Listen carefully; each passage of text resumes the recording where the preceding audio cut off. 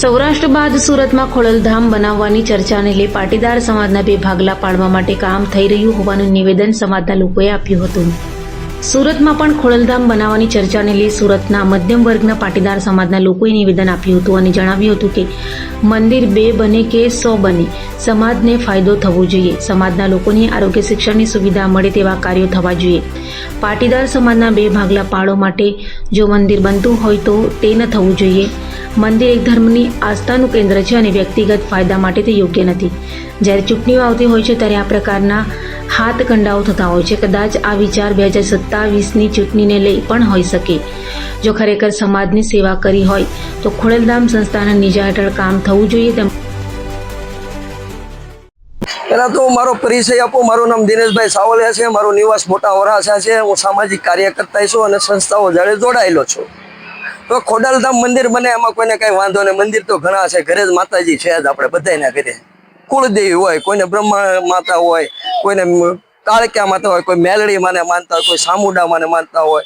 તો આ ખોડલધામ અને જય ઉમા ખોડલ, હવે આમાં બને એનો કોઈને કઈ વાંધો ન હોય. પણ આ જે રાજકીય રોટલા શેકવાના હોય કે કોઈને અપ કરવો હોય, બરાબર છે, કોઈને ડાઉન કરવો હોય તો ઇલેક્શન પહેલા બધું આ સાલું મેટર બની જ જતી હોય.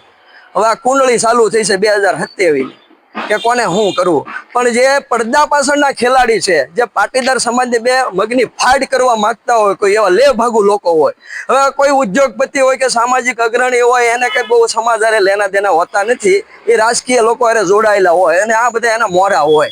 બરાબર, મારી દ્રષ્ટિએ હું કહું છું, હું તો જોતો આવું છું. કેમ કે ચૂંટણી ટાણે કોની કઈ સમાજની તાકાત ઘટાડવી એ આવા આગેવાનોને પકડી લે નેતાઓ અને પછી ડાઉન કરે. અને આ બધાની દુખતી નસ હોય જ ઉપર લેવલે.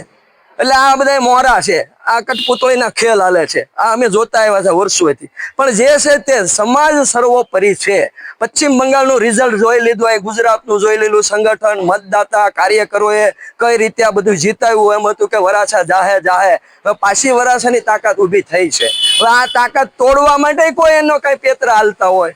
પણ ખોડલધામ જે છે ઉપરથી જેવું સંસ્થાઓ છે કે ભાઈ નરેશભાઈની સંસ્થા છે, ગગજી કાકાની સંસ્થા છે વગેરે, કોઈ પણ એ વડીલોએ જે સ્થાપના કરી છે એની અરે યંગ જનરેશન જોડાઈ જાય. એટલે એ લોકો કઈ ને કઈ તમારે જે હિત હશે, તમારો જે સિદ્ધ હશે, તમારે જે કઈ કરવું હોય છે કે ભાઈ રાજકીય રીતે અમારે આગળ જવું છે, તો એ લોકો કહે છે બધું કોઈ પણ પાર્ટીને કે ભાઈ આને ટિકિટ આપો. એટલે છે તો મુદળ કાંડ છે ને, કાંડ એમાં નેતા ન બનાય, કરમથી નેતા બનાય. તમે આ કાંડ ચાલુ કર્યો છે ને પોતપોતાના સમાજ ઉપર હમણાં બધા પગ મૂકીને આગળ જાય છે. ગમે એ સમાજના નેતા જોઈ લો, હમણાં આજે 2 વર્ષથી હાલે છે, પોતપોતાના નેતાઓનો ઉપયોગ, સમાજનો ઉપયોગ કરે છે નેતાઓ. આભાર. હું અરવિંદભાઈ ભગત સુરતથી બોલું છું. આપણે ખોડલધામમાં જે 2 બનવાની વાત થઈ છે કે ખોડલધામ 2 બને છે, બરાબર. ખોડલધામ 10 બને તો એનો અમને કોઈ વિરોધ નથી. ખોડલધામ એક જ હેઠળ બનવું જોઈએ, અલગથી બનવું ન જોઈએ, એનો અમને સખત વિરોધ છે. અને બીજી વાત એ છે કે ખોડલધામની જેટલી ટ્રસ્ટ બને એમાંથી મધ્યમ વર્ગના બાળકો શિક્ષણ લઈને આગળ કેમ જાય અને મધ્યમ વર્ગને એના મેડિકલ સુવિધા કઈ રીતે વધારે મળે એના હેતુથી બને, એનો અમને બને એની અમે હારે છીએ. બાકી જે અલગ બને અને પોતાના રાજકીય રોટલા શેકવા માટે જો અલગ બનાવવાની ઈચ્છા ધરાવતા હોય તો એવા લોકોનો અમારે સખત વિરોધ છે. ખોડલ, હું કેયુર ગાબાણી, મોટા વરાછામાં હું 8 વર્ષથી રહું છું. હવે આપણે ખોડલધામ અત્યારે કહે છે કે 2 ખોડલધામ બને, પણ વસ્તુ એવી છે 2 ખોડલધામની જરૂરત નથી.